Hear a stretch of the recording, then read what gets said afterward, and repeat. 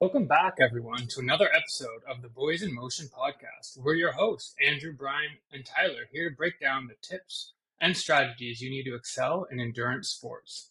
This is episode 13, and today we're going to get a little bit scientific. We're going to be talking about VO2 Max, what it is, why it matters, and how you can use it to understand your fitness potential and level up your training.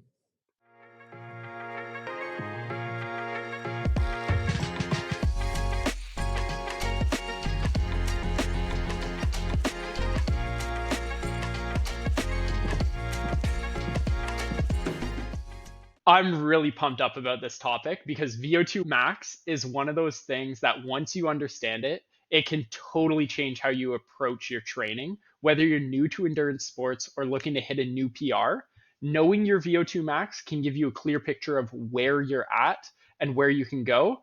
And it's real motivating to see that number go up as well. It's a great fitness compass that points you in the right direction. Frig. Yeah, VO2 max isn't just a number. It's a window of your cardiovascular fitness, showing how well your body can use oxygen during these intense exercises. I remember the first time I got mine tested. I had no idea what I was looking for, but got the results and then really opened my eyes to the areas I can improve on. We're going to dive in deep into all of this today. Let's go. So yeah, VO2 Max, it's some fancy combination of letters, but what the heck does VO2 max even mean? So VO2 max, to give a nice definition to set the stage for this episode, is the maximum rate, that's the volume of oxygen your body is able to use during exercise, and it's a key indicator of aerobic endurance and cardiovascular fitness. Yeah, that's awesome. And to be a little bit more precise, the actual measurement is generally in milliliters of oxygen per kilogram of body weight per minute that you can consume at sort of your maximum aerobic output. So when we talk about VO2 max, it's really your body's ability to consume and use oxygen when it's performing at its peak intensity. And so when you end up doing a VO2 max test, VO2 max workout, there's one thing that's true about all of them is they're tough and they push you to your limit. Because VO2 max, unlike that zone 2 we were talking about last week in our zone 2 episode that I encourage you to go listen to, is the zone 2, that's the base of the pyramid. VO2 max is the peak of that pyramid.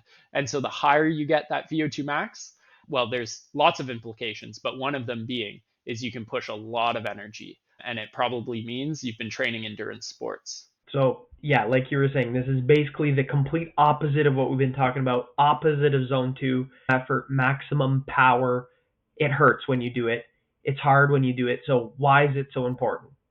Yeah, we talk about wanting to be in that zone 2 for 80 to 90%, and this is that 20 to 10%. But yeah, why spend any time in this zone if we are going on about how important zone 2 is? And it really is, the main thing is that oxygen piece in the VO2 max is that critical ingredient when it comes to the process of breathing when we're doing these activities. So as you breathe in this oxygen, your lungs will absorb it and turn it into ATP. And that ATP will then power your cells to help release the CO2 that's created during your respiratory process when you exhale. So really working on your VO2 max will make you more efficient with that oxygen, requiring less of it in order to produce the same results. So really at that top end, it makes you more efficient and just that quicker engine, which is what we all want. Totally. Yeah. And in a nutshell, like at the end of the day, having a higher VO2 max means you have more oxygen, more aerobic energy, and therefore more endurance. And that's the one thing is even the pros that are training a ton of zone 2, they have super high VO2 maxes. And what they see in report after report is even if you're doing a lot of zone 2 workouts, you're going to improve your VO2 max at the same time, but you can actually target your VO2 max with specific high intensity exercises and workouts.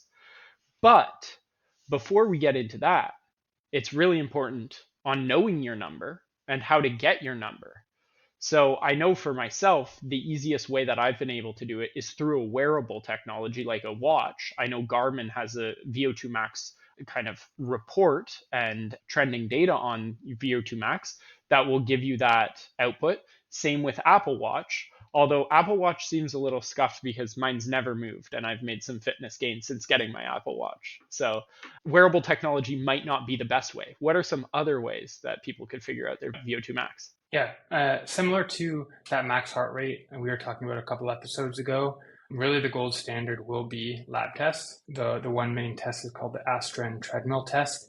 And we'll chat about this a little bit later in the episode, but there was a video circulating of Gustav Eden and Christian Blumenfeld hooked up like cyborgs on their treadmill with the big Bane mask on with the tube going. And that's really, you are ramping up. The test essentially is ramping up in effort. So you'll warm up and then go right to the max and hold it as long as you can.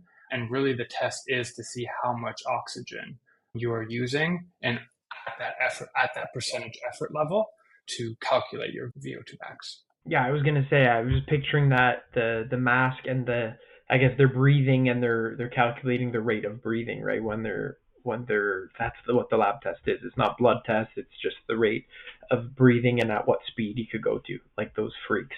Like Exactly. And it's so easy in a controlled environment to measure the quantity of oxygen that you're able to inhale and then, subtract out the net oxygen that you're consuming by measuring the CO2 that you exhale.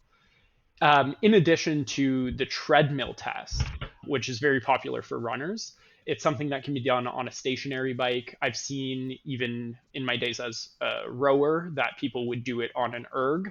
So really anything that you can train on, it would be probably very tough to do in a pool because you need to be hooked up to a tube because they need to control the ins and outs of your respiratory system. But ergs, bikes, and treadmills, you can do VO2 max tests. And if you've ever done sort of a ramp test on a bike, it's very, very similar to that FTP ramp test, where you basically push yourself to the limit, and that's a way that they'll measure your VO2 max.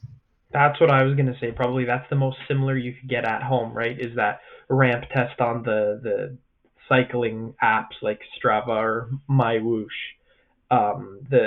The ramp test definitely isn't something easy, but it's a lot of fun to see those numbers at the end of it, and you're like, okay, awesome, that's my FTP. That's kind of you could get your max heart rate out of that too, and then overall your VO2 max could also probably be calculated off of that. For sure. But there's other ways that you can kind of infer or approximate your VO2 max.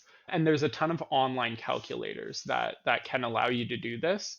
I have heard of one where you actually walk or run for a certain amount of time, and then it's based on how quickly you can drop your heart rate back to a resting heart rate kind of thing. Andrew, have you heard of any other online calculators that you could suggest to people? There are some based on like higher end paces. I know for running, like based on mile times and that kind of stuff. But again, they're all approximations. And I think that's the one thing about VO2 max is that gold standard lab testing really is the only way you're going to get the true numbers. And just using for kind of everyone else, non-professional athletes, using your wearable or some approximate online calculator, using that trend line, the exact number doesn't really matter if you're not doing the specific testing, but seeing that trend of, well, unless you're Brian who has an Apple Watch and it stays flat forever, that trend line and seeing it go up is really all that matters. And don't go looking at the numbers and comparing them to others too much, because without actually measuring your oxygen, it's just kind of a made up number. Yeah, and it can be taken in different contexts because it is personalized to like milliliters of oxygen per kilogram per minute. And the per kilogram is really interesting because it's not just like lean body mass. So it's not just calculating like how much muscle and bone you have. So there's a bunch of different conversations around measurement of VO2 max. because it is so person specific based off your own physiology. But like you say, just understanding where you are, benchmarking, and then seeing if you can trend that and do some workouts to target that upwards is really what you want. And VO2 matters to endurance athletes because really a higher VO2 max often means that you can perform better. It's a major, major factor in how efficiently you can sustain high intensity efforts. It's the number one measure of understanding how hard you can push and just how much energy you can create. I think of it as like I'm trying to get the area of my triangle as massive as possible. So if you get that peak number as high as you can, and you have obviously that base we've been talking about, you have that massive area. You could go long, you could go hard as well. So it really identifies your strength in going longer and faster at the end of the day. So that's what I like about it. Yeah, my comparison here is for us everyday athletes. Our VO2 max in zone 2 is this big old Scooby sandwich, and the distance between the two is pretty far. So what I do my zone 2 at and VO2 max is actually quite different, maybe a few minutes apart. But as you keep working both of those systems, you just keep eating the meat in the middle of the sandwich, and you look at really high-end athletes, and their VO2 max speeds to zone 2 speeds are actually pretty close to each other just because both systems are so developed. So just keep grinding away at both. They're both super important, and you'll just keep whittling down your Scooby sandwich till it's just a normal sandwich. I kind of want some Scooby snacks now. That's friggin' nice. Yeah, I was going to say that's a lot of meat talk for a vegetarian too. The nitrates. You need the nitrates. I'm hooked on them nitrates. What can I say?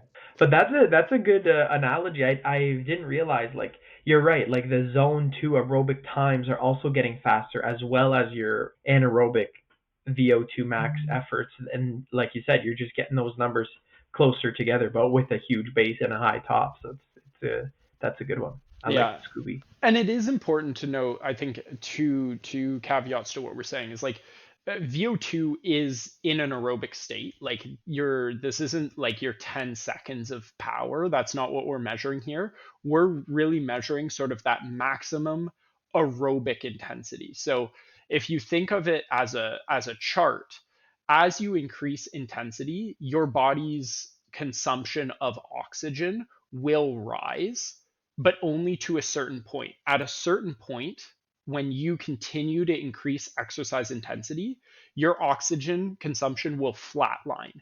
And that flatline measurement there is your VO2 max. So this is over longer periods of times, over a minute, but less than 10 when you're trying to really kind of guess that maximum aerobic output. So I need a clarification here. So is that line between aerobic threshold and anaerobic when it starts getting into your anaerobic system? Do you know that answer? Let's say you were gradually pushing yourself more and more, and then at a certain point, your body was not able to consume more oxygen to match that extra intensity of exercise. That's the threshold of VO2 max. I see. Clear. Now, the nice thing about VO2 max is that it's not something that's just genetic. Of course, everybody's baseline is going to be different, but we have a lot of influence over VO2 max. We can train specifically to increase VO2 max. Endurance athletes across the board have incredibly high VO2 maxes relative to the general untrained population. And we'll actually go in during our chat time later and break down what some of those goalposts should be for untrained, trained, and then elite athletes, just to show you the variety of the ranges of VO2 max, but it can be influenced by our training.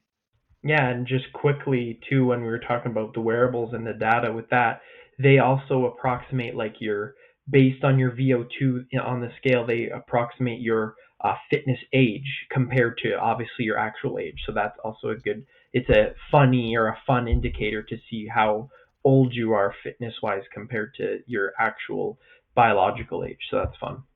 Yeah, and that's a key point is as you age, your VO2 max typically drops off unless you were coming from an untrained background and you begin to train. Then of course it should rise. But as you age, the general trend is downward for that. Or Brian, if you don't get an Apple Watch, your trend will just keep going up. Yeah, just pay for performance, baby. Pay for performance. So, Andrew, let's ask the expert a question, because I've seen you do some incredible VO2 max workouts where you're pushing the pace on those legs.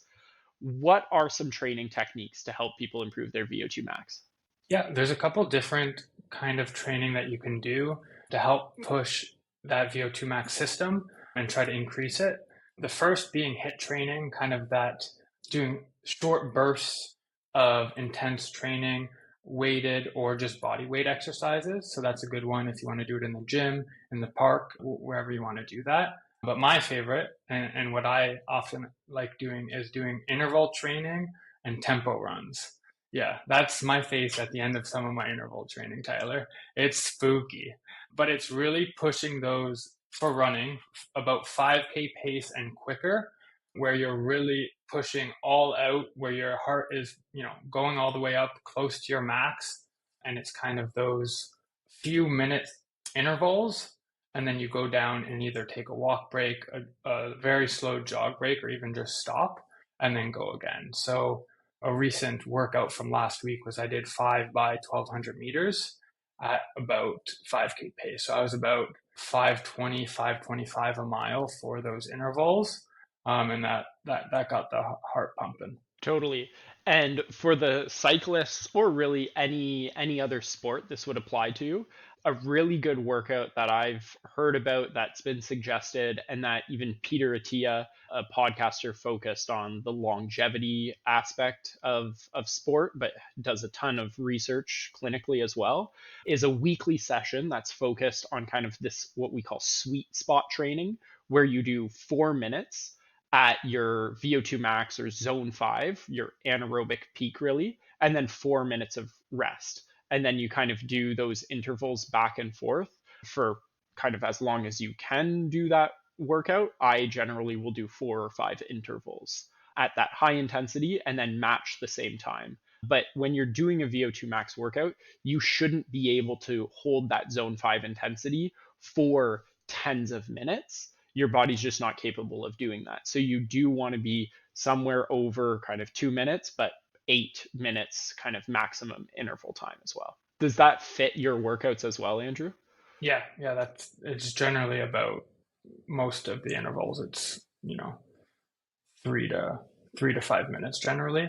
And I think, where you are in that VO2 max will depend. Like some people will be even faster depending on what event you're training for. So it kind of depends how hard you're pushing. You're kind of in the between zone sometimes. But yeah, that fits.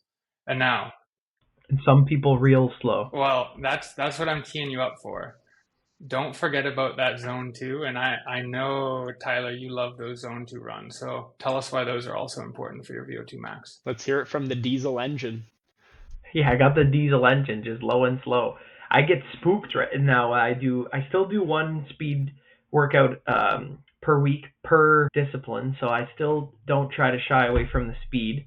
But I think the zone 2 just increases your engine and keeps you fresh also for those high intensity sessions. So like I'll do, like we always say, most of my stuff zone 2, then I'll mix in the once a week either VO2 or tempo work, and you kind of feel that freshness stay in those legs, and you can still push that speed. So even though you're like, for me, I'm completely opposite focused of what Brian's doing right now, and even you, Andrew, but I still try to get some of those speed workouts in, and I still manage to maintain my VO2 right now. I'm maintaining, I'm not increasing it, but I guess I'm not losing that, oxygen fitness at that top level. Yeah, and I think the key there between all three of us is really we are consistent in our training. And when you're consistent with your training, whether you're doing almost all zone 2 or doing, a lot more high intensity stuff. At the end of the day, if you're properly managing your training, having some progressive overload, you will be able to continuously increase your VO2 max or hold it steady as you age as well. And that's important to note, because consistency is, I think, the strongest muscle that you need to have to really perform at your best in endurance sports. But it's not to say that just training your discipline is enough, because I think there is an aspect to strength training as well for VO2 max, because having muscles that can push for those shorter intervals is important. So I think mixing in a little bit, even if it's one session a week of body weight fitness, some calisthenics, goes a long way in terms of supporting your VO2 max progress. And at the same time, you get that Greek god look, so you might as well do it. That is the benefit. You see those sprinters, and there's the aesthetic. The aesthetic is there. It's a lot nicer than those ultra marathoners, I'll tell you that.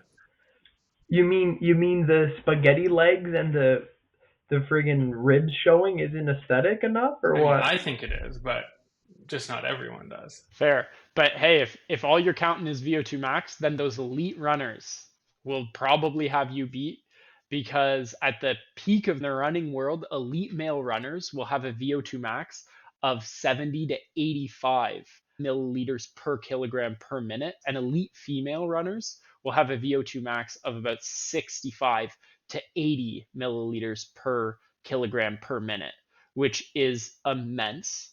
That is not the standard that most people have, but it is interesting to see what the peak can look like. It's crazy. Do you guys know sort of what the peak human VO2 max would look like? Isn't the recorded set 78, 79? No. No. So from a No? post that I have here dated October 18th, 2023, the record recorded VO2 max was an 18-year-old Norwegian cyclist named Oscar Fensen, I believe. And Oscar's VO2 max was 96.7. And I know that there are also some other athletes who are quite high and maybe even higher. Andrew, what do you have for us that might take the cake? Well, yeah, there was a video circulating on YouTube, and I know shorts and stuff were out there as well, of Christian Blumenfeld and his coach. They were doing VO2 max testing, and then they're doing all the testing. And then at one point in the video, his coach Boo he thought the equipment was broken because of how high it was recorded. So they got technicians to come in and Oh yeah, check I all of saw the this. equipment to make sure that, like, before we put out this video and like release this, like we're not like on some faulty equipment. But his VO2 max was 96. But what they were saying is that when they were doing this, the season hadn't actually started, so that Blumenfeld's body weight was higher than it would normally be. So his real VO2 max per kilogram, as Brian mentioned earlier, because the compared to your weight is important when it comes to VO2 max, would actually come out to about 103, which is just absolutely insane. Yeah, he is superhuman when it comes to endurance. He's a freak of nature. He's a freak of nature. That guy, hero right there.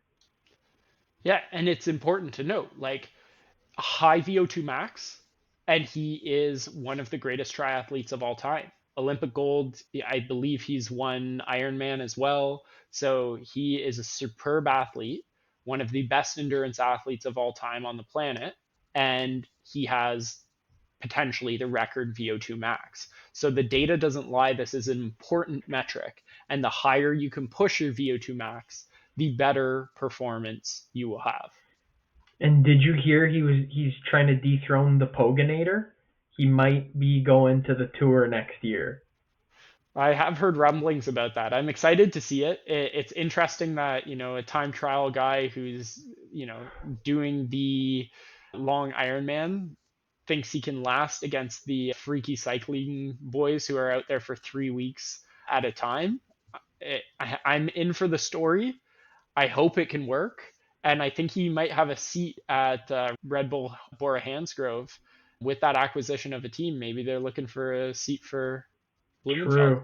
That'd be Support big. Yes. Roglic. And I believe Roglic just won the Vuelta de Oh España. yeah, he So did. Huge, big time trial today. yeah.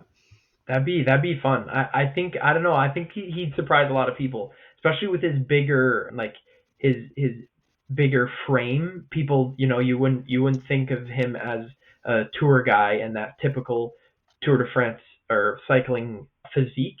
But I think he could his cardiovascular engine is just so out of this world that he could probably do it. And all of these years of endurance training, that multi-week stage events could probably do good for him.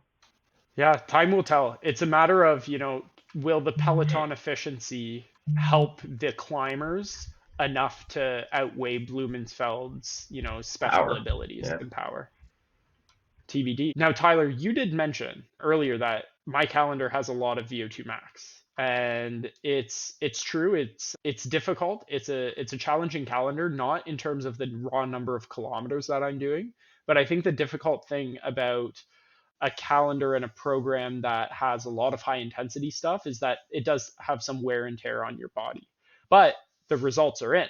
I had my PR in the 5K with a pretty like rainy soggy day with some wind, and I was able to cut some time off my PR, felt pretty good, and I wasn't even in race shoes. So having a lot of VO2 max workouts in your training block is extremely difficult. You can reap some benefits if you want to start pushing those higher limits. It's hard on the body, and you need to make sure that when you're doing those focused recovery workouts, you're actually in recovery, because then you could start to injure yourself. So I had an interesting 24 hours. On one hand, Friday evening, I PR my 5K.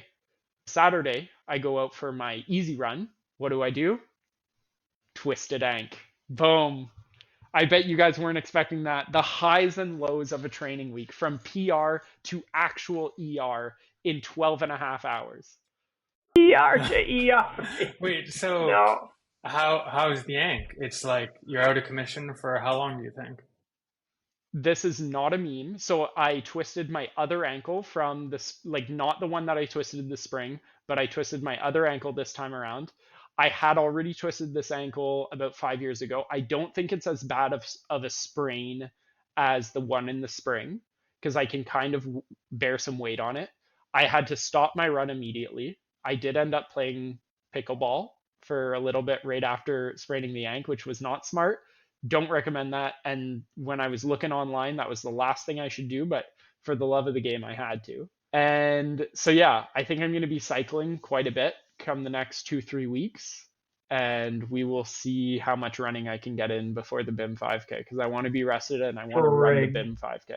You're doing the classic, I guess, eh? We're just cursed with the freaking twisted ankle. The boys in motion and the curse of the twisted ankle. Let's keep Andy Yeah. away from that. Let me I just don't know. say. Last time it was you two got injured, and then I was the last one. So I hope it doesn't come to me this time. 'Cause I'm Right spooked. now, I'm praying. I'm fully spooked. Yeah, and to tell you a little bit more about it, running on just like a plain country road, there's a little bit of gravel on the side of the road. And as I turned to make sure there wasn't a car while I was going to cross a stop sign, I misplaced my foot right on the edge of the road where it kind of lips over to the gravel, and lost the foot on that, and rest in peace to the ankle. We'll see it in a few weeks. Hey, that's a classic little couple recovery weeks. That's all. Yeah. What are you doing for recovery beyond just cycling, doing other activities? Is there anything you're doing to speed up recovery? And beyond the pickleball as well. Oh yeah, mandatory. Yeah, but no, really, I'm following kind of the rice protocol. So rest, ice, compression, and whatever he is, that too. But elevation, and I was elevating it. Elevate, baby. Yeah. So yeah, I'm following those sorts of things. I'm trying to stay off my foot as much as possible, and instead of running, I'll be doing some cycling. Also, a little bit of mobility work in a few days, maybe like 3 days, 4 days post sprain. And I've got the band right here, so I'm going to be working on that recovery work soon enough. But I want to give it some time to rest. I guess it's not the first time you've gone through this, so you could do some nice recovery, play it safe, and hopefully you could get back to it in a couple weeks.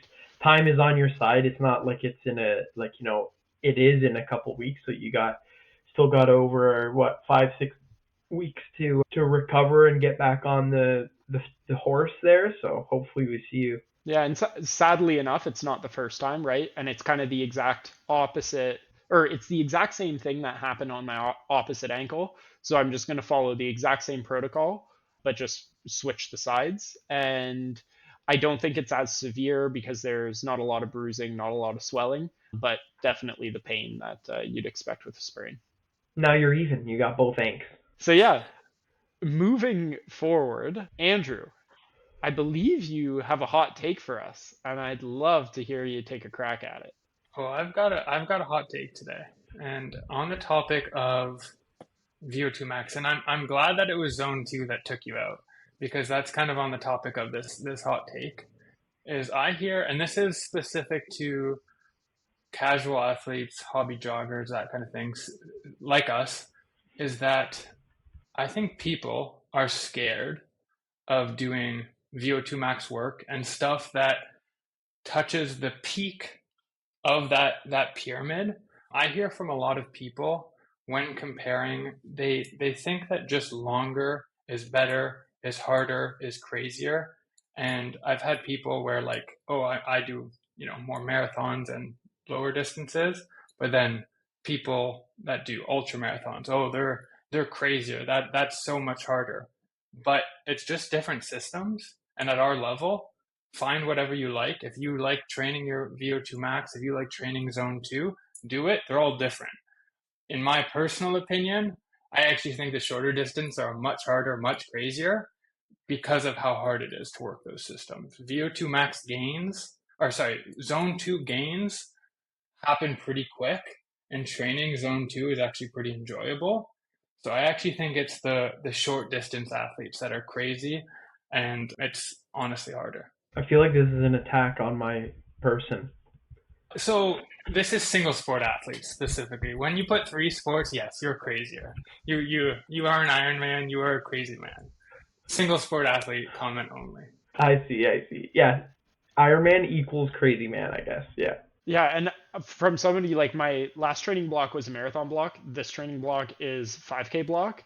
And I will say the 5K training, the focus of it, the difficulty of some of those workouts being at those peak intensities is a lot tougher. And sometimes even on the mental, it's tough to go out for some workouts because you know how much pain it's going to be versus the marathon block. Sure, there were some longer sessions and you had to build the time in for them, but they were so enjoyable even in the winter. I liked going out for those long runs. But when you're really pushing at the peak, like 5K paces, those VO2 max workouts, everything in your body is yelling at you to shut down. And I felt like a 5K is actually more difficult to push yourself to the line than the marathon was personally. Yeah, I like this hot take because it's actually true. Well, why do you think I stay away from those short distances? I hate it. It's just it hurts. It's hard actually. But what I find fun with doing those shorter, harder, faster distances is you see that perspective like, oh, like this isn't just a walk in the park. It's not just a 5K. The speed is what really makes it tough, and it's it keeps people on like not on their toes, but it keeps people at bay to be like, oh crap, that's a really fast time. But like you said, Andrews, like people just look at, oh, 100K run, that's crazy.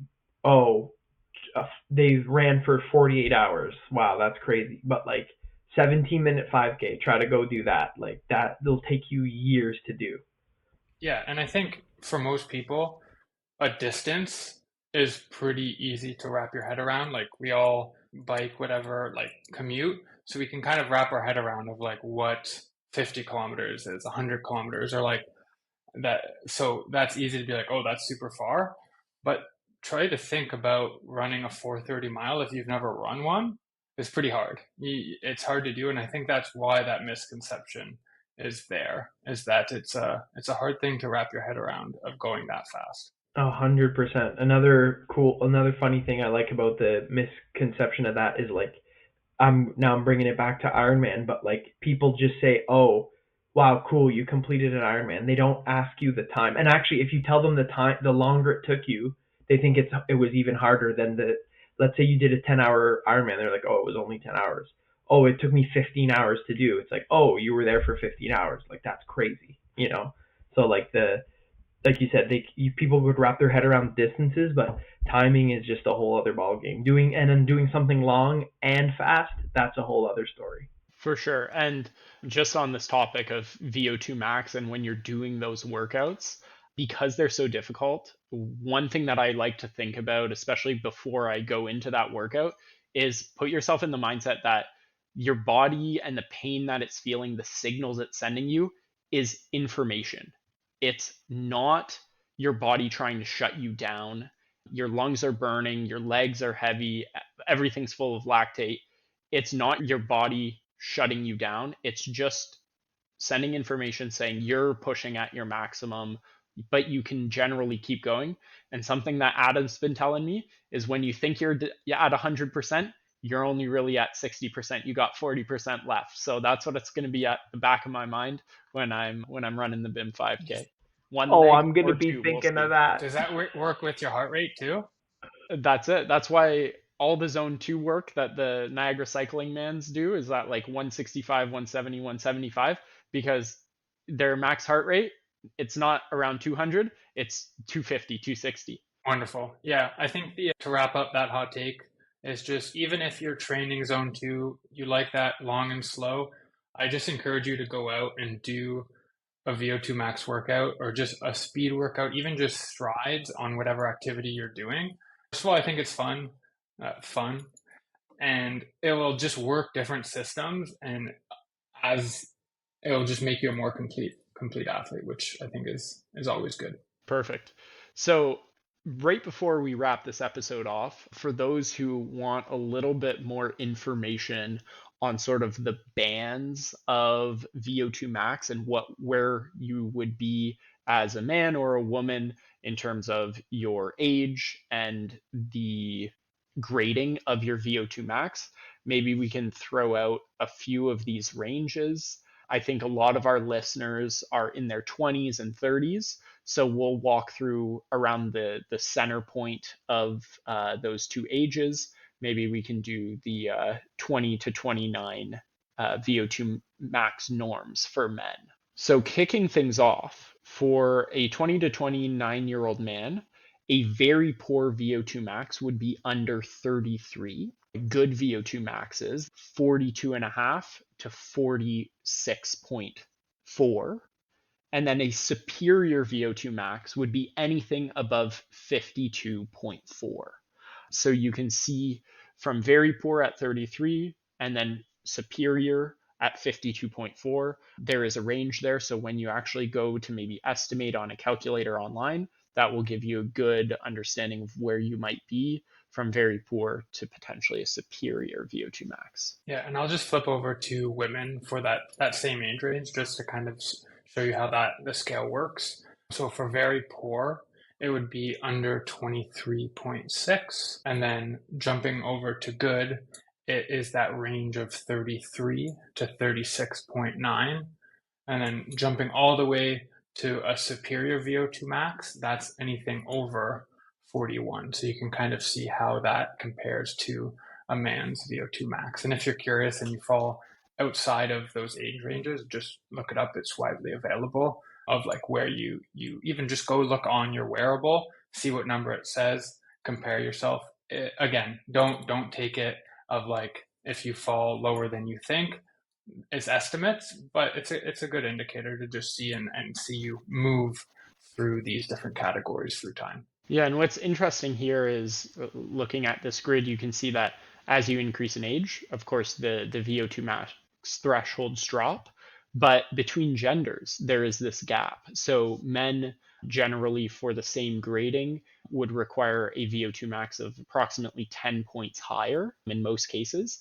But at the pinnacle of the sport, highly trained athletes, that gap actually decreases a little bit. When we were looking at the elite runners, elite male and female, that gap actually falls to about 5 milliliters per kilogram per minute. So as you get more and more efficient, as your body develops and kind of morphs into its optimal form, that gap between genders decreases a little bit. Do we have some updated numbers we want to share? For ourselves. Yeah. I know Andy is top secret, but The issue is, so Brian, you're on Apple Watch. I want to see Brian's Apple You're Watch. on Yeah. Garmin. So the comparison is literally useless because it's Yeah, all yeah, using 100%. different I agree. algorithms. But Agreed. I Big I agree. still think it's fun. I still think it's Yeah. fun. Yeah. All right, I have my number. I also have my number. Okay, same. Tyler, you suggested this, so I think you got to Okay. show your cards first. I go first, but I don't want to open up another can of worms here, but it's interesting. Garmin shows a cycling VO2 and a running VO2 differently. So that probably also talks to different systems being used within those different sports that we can maybe dive into another day, but I find that interesting. For sure. But mine specifically is for running on Apple. Okay. It does say run and walk. I have running at 52 and cycling at 54. So it's a slight difference, but it's pretty cool to see. And both in the excellent range. Mine also just for running, and mine is at a 59. Crack. Again, wow, that's amazing. But based on the rankings and where we finished in the marathon, it seems to be somewhat directional because I'm at a 57. I see. So it's pretty nice. Pretty nice. But again, I am at a flat line 57. So 57 for what? For my life? question is, were you born? I'm never gonna change. Were you born at a 57? Is it all genetics? Oh yeah. Oh, I see. It's all for me. It's all genetics. Never gonna change, no matter what I do.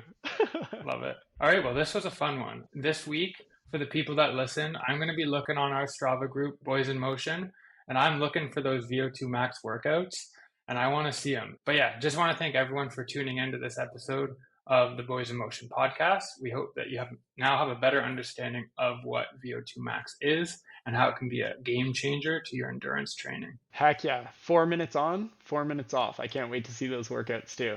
Don't forget to follow us on Instagram, TikTok, YouTube, and join the Strava Club at Boys in Motion, like Andrew was mentioning, for more great content. Subscribe to the podcast. We're available on YouTube, Apple Podcasts, or wherever you get your podcasts so you never miss an episode. And remember, I would like to remind you that we're not medical professionals. Advice and tips we share are based on our own experiences and research. Always consult with your healthcare provider or general practitioner before making any significant changes to your exercise routine or life. As always, keep moving, stay motivated, and remember, every step, every breath, and every workout contributes to pushing your VO2 max through the roof. We'll see you next time on The Boys in Motion.